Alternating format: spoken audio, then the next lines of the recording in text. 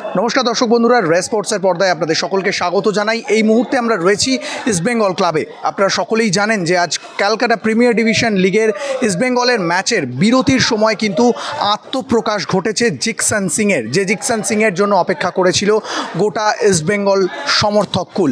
এবং সেই জিকসন সিংয়ের আত্মপ্রকাশের পরেই, জিকসন সিংয়ের নাম ঘোষণার পরেই কিন্তু আজ ম্যাচের পরে সাংবাদিকদের সঙ্গে কথা বললেন ইস্টবেঙ্গল শীর্ষকর্তা দেবব্রত সরকার। তিনি কিন্তু জিকসন সিংকে দলে পেয়ে যথেষ্ট খুশি, তবে প্রথমেই বলে দিলেন যে স্বস্তির কোনো ব্যাপার নয়। তিনি মনে করছেন যে এখনও পর্যন্ত আরও ফুটবলার প্রয়োজন রয়েছে, এমন কোনো স্বস্তির ব্যাপার নেই যে জিকসন সিংকে পেয়ে যাওয়াতেই আত্মতুষ্ট হয়ে যেতে হবে বা এখানেই থেমে যেতে হবে। দল গঠনের কাজ যে এখানেই শেষ নয় সে কথাও কিন্তু তিনি জানিয়ে রাখলেন।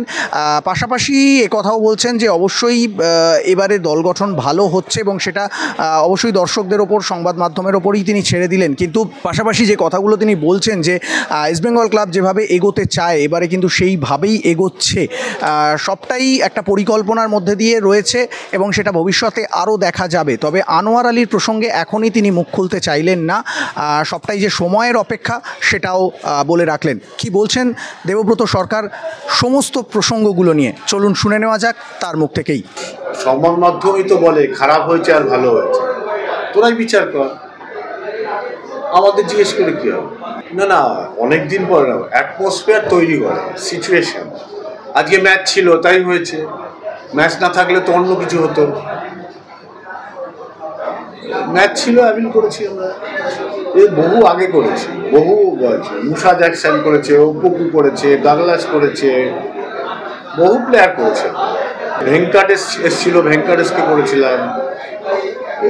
নতুন না এটা, ওদের কলমে লিখলি যে ক্লাব উঠিয়ে দিচ্ছে কর্তারা, তোরাই বল যে টিম কিরম হচ্ছে, আমরা কেন বলতে যাই? নেক্সট সময় বলবো, আছে নেক্সট তো আছে নিশ্চয়ই। আমি চাইবো আরও ক্রিটিসিজম করবো, আমরা এটা এনজয় করবো।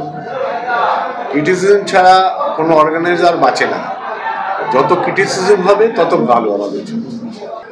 টিমে কখনো স্বস্তি দেয় না, যতই ভালো টিম হোক মনে হয় আরেকটু ভালো দরকার।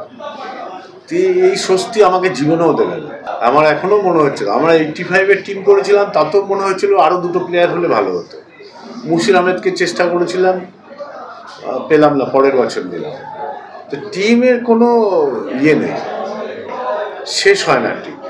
আমরা বলেছি যারা টিম করবে, যাদের দায়িত্ব আছে তাদের একটা বাজেট আছে, সেই বাজেটটা তাদের পারমিট করছে না, তাই হচ্ছে না। এখন পারমিট করছে, হচ্ছে। সেটা তো আমাদের internal. Why should I talk to press যে আমার কাছে অর্থ আছে না নেই? ইস্টবেঙ্গল মাঠ থেকে সৌরভ মুখার্জি, রেস স্পোর্টস।